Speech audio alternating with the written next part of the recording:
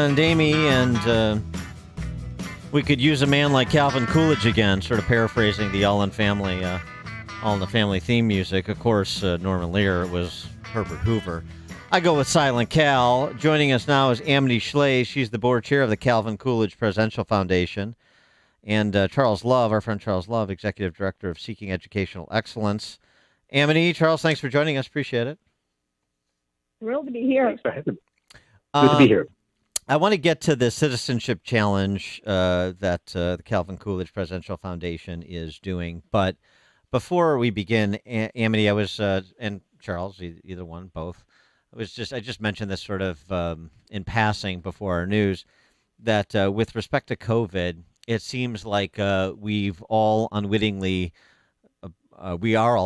participating in something akin to the Stanford prison experiment.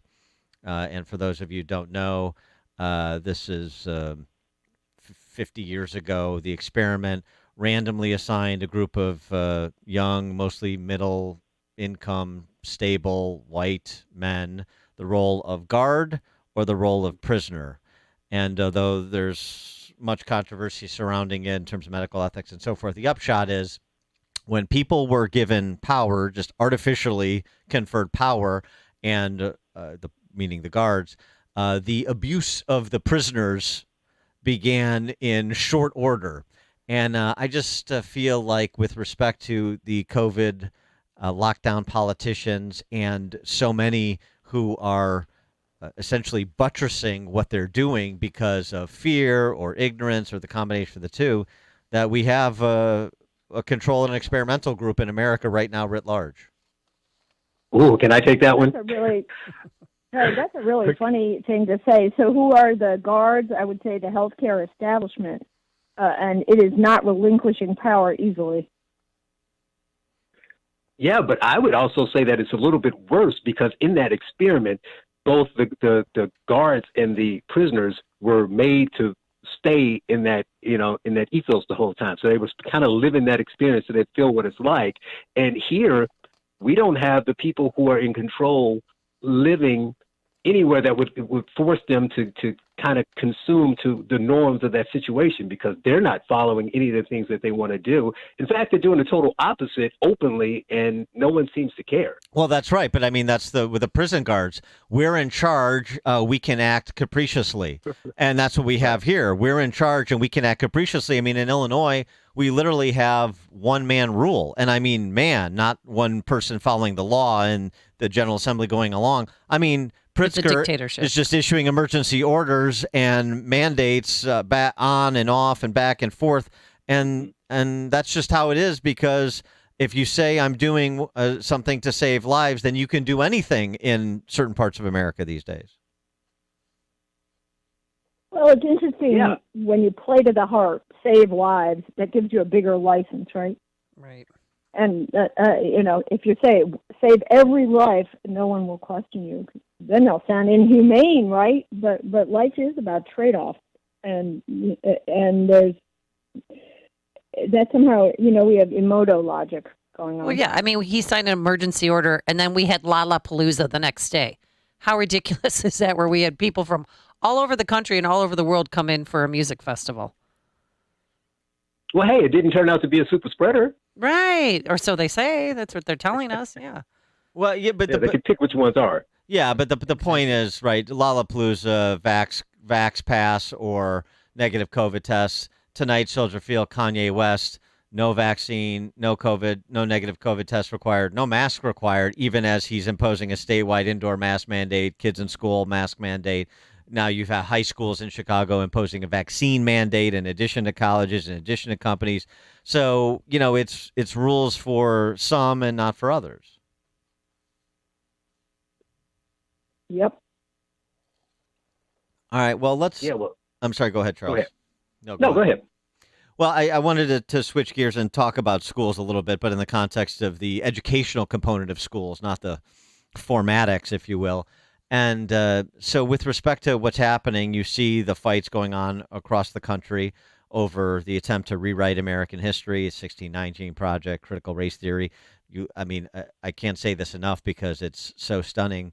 Literally, you have a grade school in Atlanta that was apparently black students with black teachers and white students with white teachers at grade school, literally segregating by race in a middle school in Atlanta until a black mom sued the school, and maybe they're still doing it with the case pending. I don't know, but that was the story.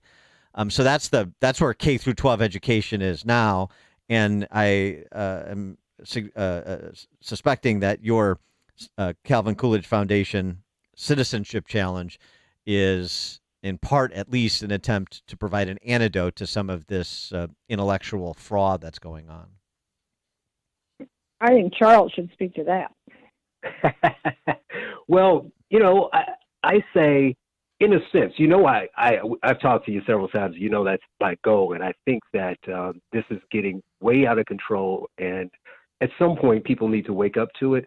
But Emily and I were just thinking that people don't know anything, and that's probably the bigger problem. These people are out there. We watched last year, as we all talk about, people protesting and saying that things are unfair, and we constantly hear the refrain of systemic racism.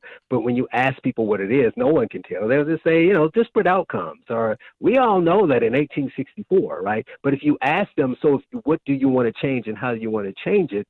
They have no idea, because they don't know how, a bill becomes a law. Or they don't know who that congressman is. They don't know what's going on the local level. So they're only paying attention to, clickbait and headlines. So we think that, and the other problem, of course, is the more that this stuff happens in school, as bad as it is, there's another negative to it, in that it's crowding out this type of thing. You're learning less and less civics, but how can you even have time in the school day to learn it if you're spending the school day focusing so heavily on slavery and the ills of America, and never talking about any of the positives? So we just think that if they're not going to do it in school, we need to give people a foundation, and if we get the kids engaged in it, then maybe their parents will see it and they'll demand more. And so, well, that's right.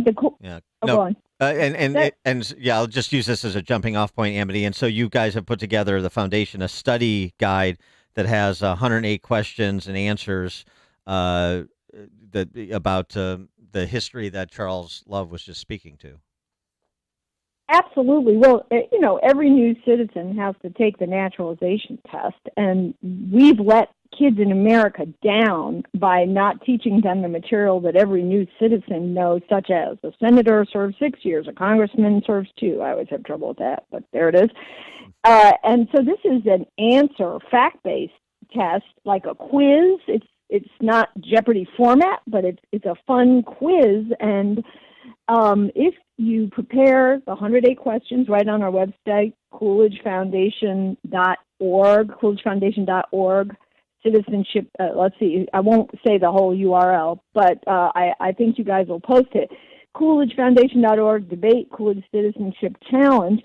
Then the kids will be tested by a kind, interested grown-up on Zoom, and if they do well, they get to go to Washington with their mom or another guardian in November to compete in the final round at Coolidge House. So the key dates are September 17 to 24, the prelim rounds, can you answer basic civics questions, and then the final round, November 11 to 13. And if you know a little kid who can memorize stuff fast, this is not hard. It's only 108 questions. The answers are very simple. We have a Quizlet flashcard set up, and you can also email us, and we'll mail you paper flashcards, very handsome, with the Coolidge logo on them, because Calvin Coolidge himself took a look at the Constitution when he was 13 years old and a little boy in a very remote town. He didn't understand it all. No one does the first time, but at least he learned the facts. And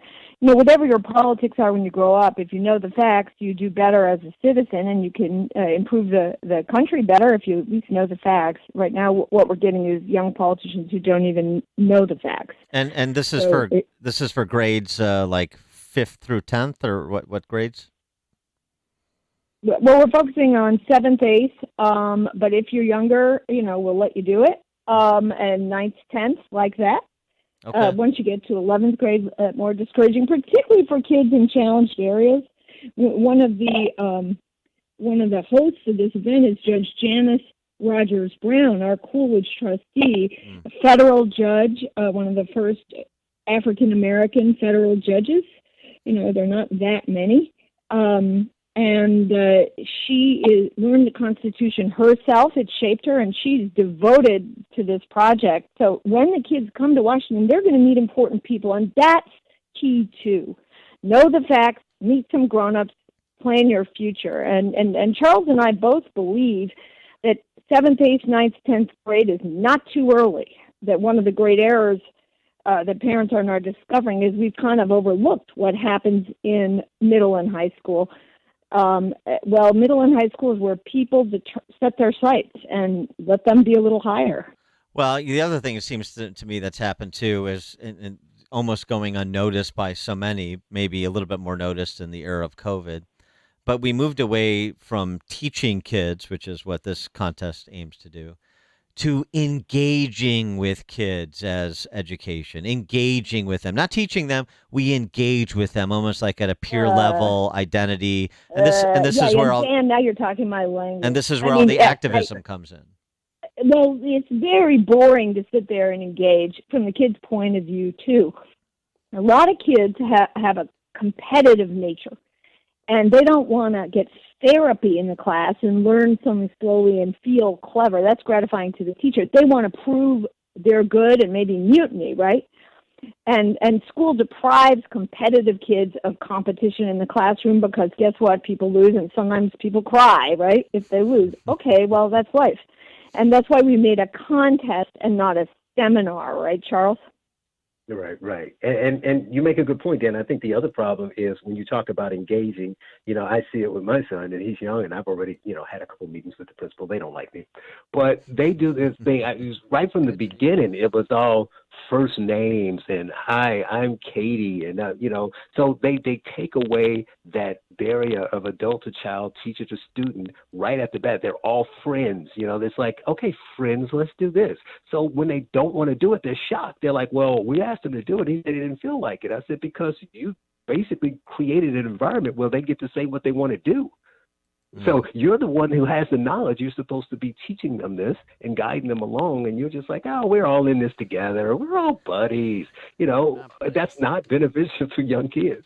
All right. Yes, sir, Mr. Love, Ms. I Shlaes. love, I love that I if don't want to you get cross here. the first 50 students who register get a $50 gift card, Dan. So maybe you can, fib your age a little bit.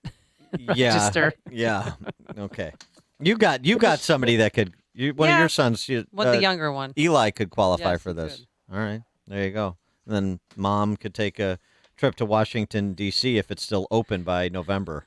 I want to meet Amy. Yes. That's the Everybody thing. I want to does. meet Yeah. Amy. She's a celebrity here. She's the bad girl of Chicago journalism too. She's got right. cross with the governor, so she hates may me. not be allowed to travel. There may be she may be put on a no-fly list here. Yeah, so or we're they'll gonna have yank to my see. passport. We'll see. All right, so it's the Calvin Coolidge Citizenship Challenge. It's a contest, not a seminar, not engaging. We're teaching and testing. And again, CoolidgeFoundation.org. CoolidgeFoundation.org is where you go to fill out the questionnaire and begin the process to get to the preliminary rounds September 17th to the 24th, and then maybe if your son or daughter does well, go all the way to D.C. come November. Amity Shlaes, board chair of the Calvin Coolidge Presidential Foundation. Charles Love, executive director of Seeking Educational Excellence. Thank you so much for joining us. Appreciate talking to both. Thank you.